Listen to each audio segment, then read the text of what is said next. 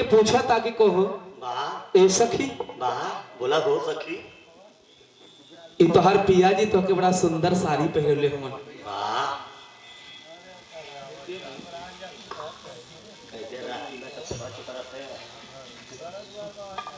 दूसर की सखी से पूछा था कि हे तोरे साड़ी के किनारी में ये बढ़िया चित्र छपावा केकर चित्र हो तोने दुकाने से ले सखी वो पूछा था दूसर की सखी चौलर में जवाब देता कैसे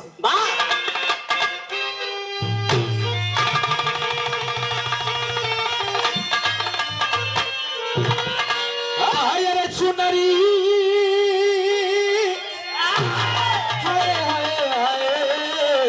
अरे चुनरी ना हो चुनरी चुनारी चुनारी अरे चुनारी पति करता पाचरंग या छतवारी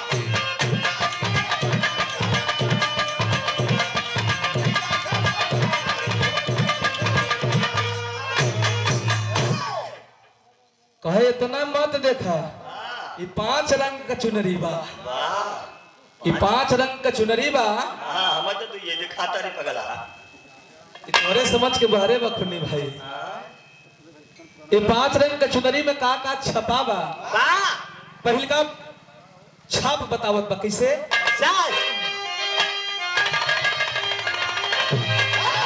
अरे पहले छाप हरिश्चंद्र दानी अरे रोहित साप्या रोहित साप्या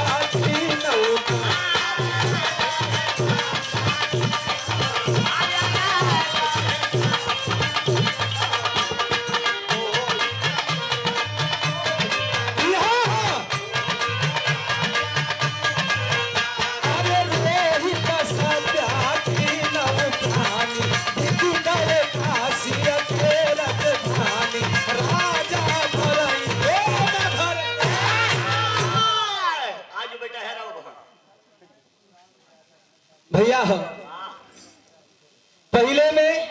पहले छापे हरिचंदानी रोहित सभ्या तीनों प्राणी बिक गए काशी के राजधानी और राजा भरत डोम घर पानी यह चित्र छपल है पहले का छाप में और का छपल है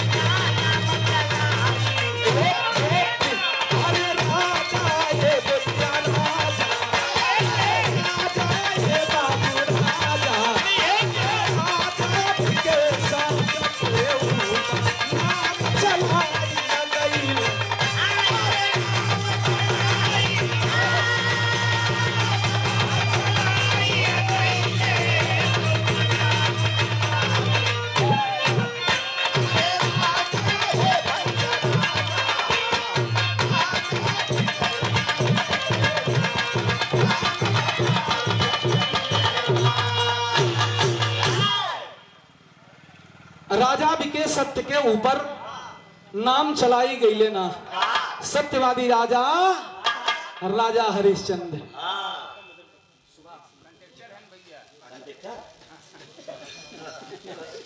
देखो देख कंडक्टर साहब तब कोनो सही नहीं बा कोई जगह तो फटी पुरान दे सकता। अरे लस्सी दे ही तो ले ले। ये देखें आदरणीय पूजनीय श्री कंडक्टर साहब हमारे सुभाष गुप्ता जी, आप बड़े भैया जी की ओर से सादर 100 रुपया आशीर्वाद स्वरूप चरणों में प्रणाम करता हूँ। सभी पंच को प्रणाम आशीर्वाद की कामना में धीरे धीरे शुरुआत बा। राजा बिके सत्य के ऊपर नाम चलाई गई लेना दूसर के छाप में का बतौले बा।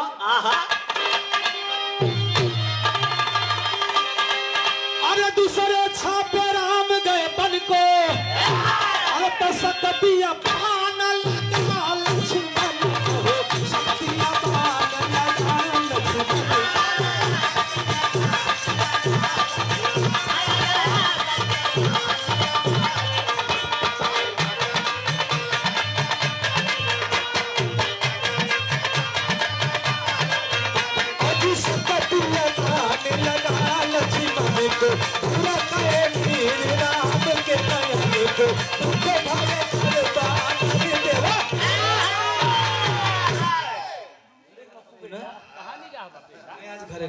आज घरे का लड़ाई का मन जब भाई 5-6 घंटा और बिताई लेकिन नहीं हम जा हमार दही तल्ला गड़बड़। तब से पानी छलकर रहा का कर। ये देखिए 100 रुपया पुरस्कार आदरणीय पूजनीय हमारे धर्म के पिता श्री दशरथ यादव बाबू जी आपकी ओर से प्रदान किया गया। सबसे बार आपके चरणों में प्रणाम, सभी पंच को प्रणाम आशीर्वाद की कामना है। उपस्थित सभी सम्मानित जनों को हमारा पांव छू के नमन है, आशीर्वाद की विलासा है। दूसरे छापे राम गए बन को एक बार तने हई देखा वह सीन बा जौने समय मेघनाथ लक्ष्मण जी के तीर मरले बा। भगवान अपने पलथी पे लेके लक्ष्मण जी के रोवत हवन और उनका छपल हो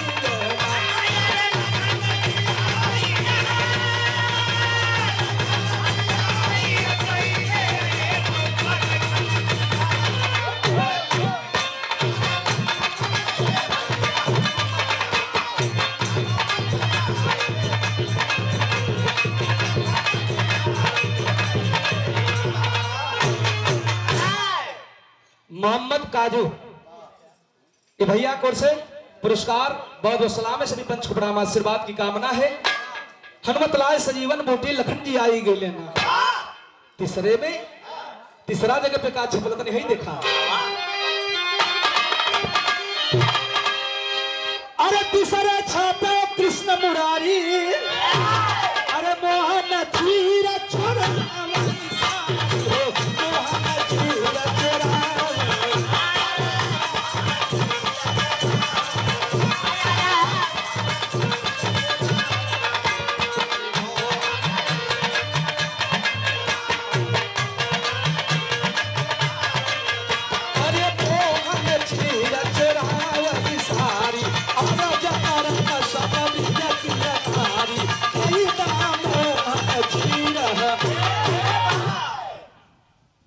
भगवान कन्हैया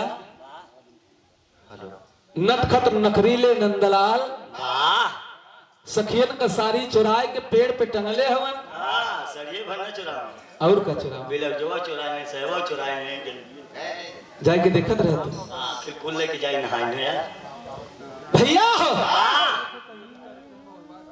सब सखियां ब्रिज की सब सखियां भगवान कन्हैया से अरज करत है, निवेदन करत है कि हे कन्हैया हमन का बस्तर दे दा, सरिया चीर दे दा। नहीं पानी में रख भर इतना ना हई देखा हई ललिता के देखत होगा, ललिता छपल है हई ललिता करत कहाँ है तने हई देखा मास्टर जवान साहब।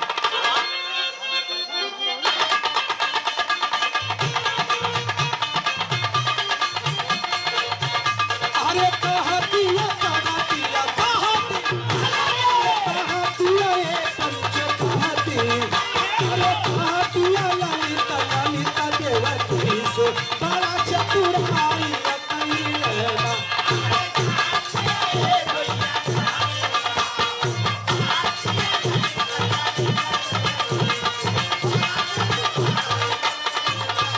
अरे बड़ा चतुर आई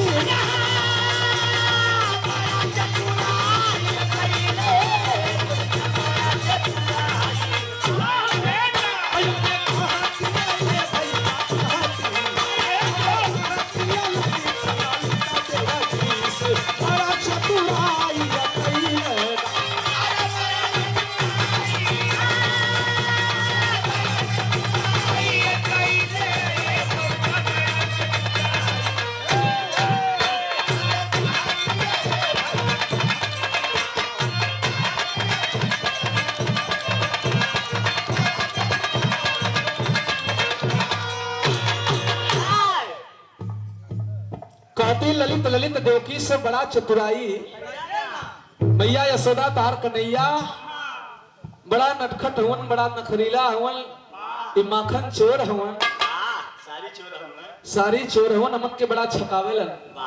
यह तो छपल है लेकिन चौथे जगह पर अब रहा होते ना तो समझ में आ गया। देखे चौथे में वो सखी का बतौले बा किसे बाबू। अब का जमाना खुन्नी भाई, अब तो तमाम वैरायटी आई गई बा। अब के भला करे दूसरे के मेहरा सारी चुराव। हाँ सच्चाई बा। अब चुराही तो 3 लाख दे।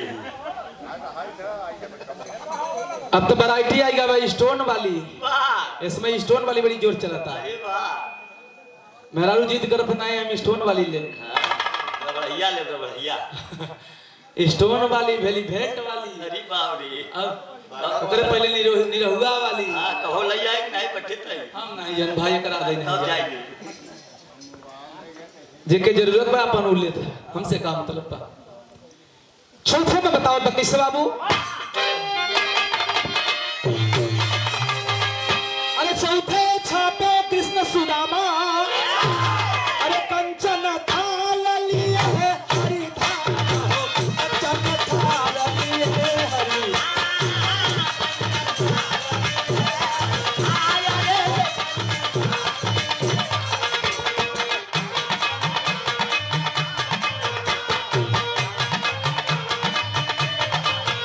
अरे कंचन थाल लिए है हरि धाम, हे जन करते हैं धन सामा, कबीर कर लिया हरि।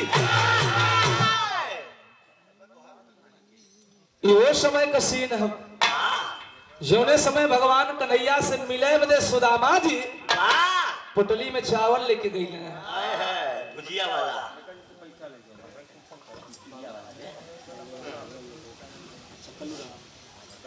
ये देखिए ग्राम सभा मंडल पट्टी से आदरणीय बाबू श्री कल्लूराम हरिजन जी, आपकी ओर से सादर 50 रुपए का पुरस्कार चरणों में नमन सभी पंच को प्रणाम है। और दूसरी बार पुनः पुरस्कार हमारे शिवपूजन भैया, हमारे गार्जियन है, बड़ा प्यार दुलार सम्मान आप लोगों का मिलता है और आप लोगों की ही देन है कि बबलू दीवाना, बबलू से बबलू दीवाना बना। ये आप लोगों का दीवाना, आप लोगों की देन है, हमारी दीवानगी है। आपका जरी के दीवाना हो गया। गाना बजाना का दीवाना भैया, गीत संगीत का दीवाना, और कुछ गलत अर्थ मत लगाए, काश तू दही पी के आई है। ले ले सब ठीक है सब किधर तू मल्ला ये मोहम्मद काजी अब 20 से उड़ो दे होते भाई एक एक पैक 4 जन खोज जाते हैं।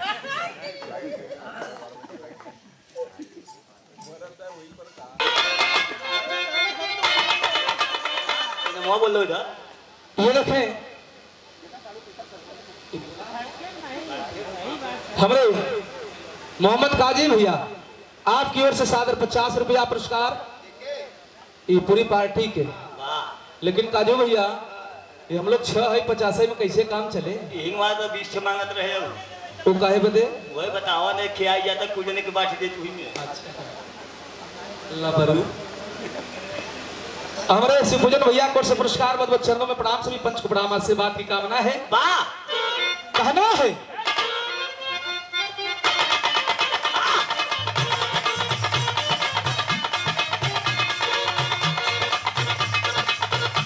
अरे कहाँ दिया रुक मेरी भगवान से समीप आई कलीना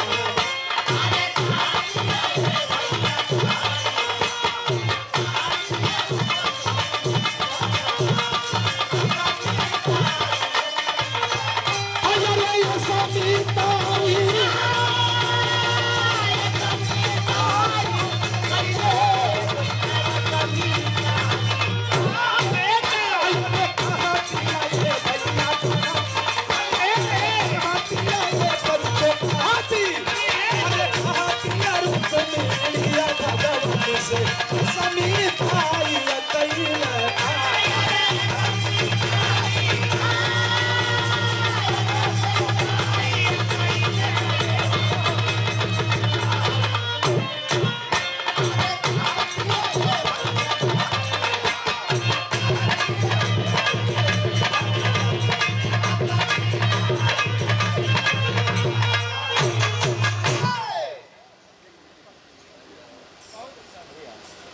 ये मंदन पट्टी की धरती है खुन्नी बाबू। यहाँ जे भी कलाकार आवत है ये जान लो तो संध्या के मेहरारू बड़ी खुशी होती है। तो काहे बदे? पैसा पाएगी। अरे वाह ये हमारे अच्छा हमारे जिला जीत भैया की तरफ से सब लोगों की पूरी पार्टी के सदस्यों को सबको रुपया देकर के 20-20 रुपया देकर के सम्मान किए। हम तो कई भाई कपल कई का तो कई ले आपके भैया जय गोपाल बोल खुश रहा बेटा। जय गोपाल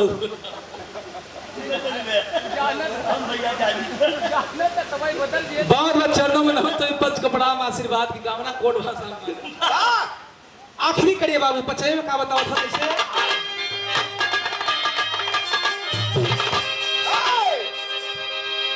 अरे 50 छापो अम्बेडकर गांधी अरे भगत सिंह को लगतिया पास भगत सिंह को लगते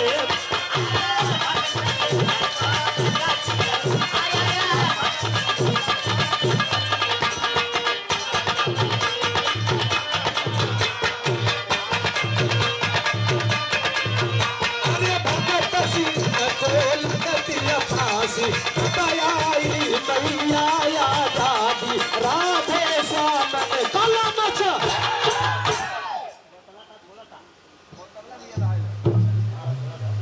हेलो ये देखें बड़े भैया हमारे गार्जियन हैं सहोदर भाई हमारे श्री बबलू सोनकर जी युवा नेता।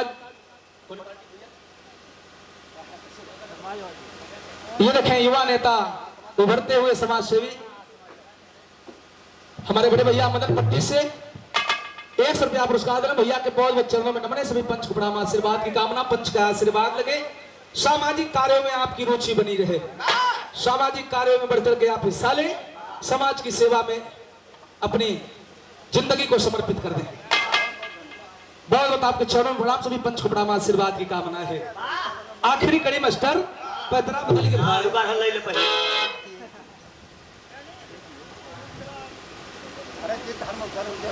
ये देखें परम पूज्य परम आदरणीय माननीय श्री अक्षय यादव बाबूजी नेताजी आपकी ओर से सादर 100 रुपए का पुरस्कार प्रदान किया गया।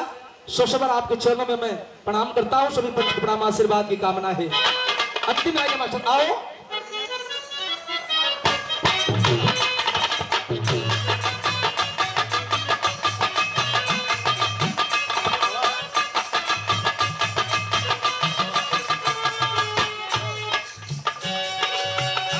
अरे छबिया गाये भैया, अरे छबिया गाये पंचो, अरे छबिया का सूरज राम नारायण असा कभी काई गईले।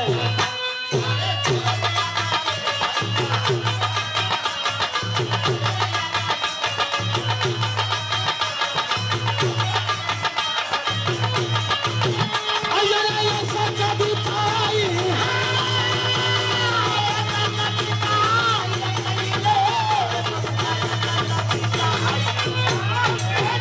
अरे छबिया गाये भैया, अरे छबिया गाये पंचो, अरे छबिया तो राम नारायण सूरज,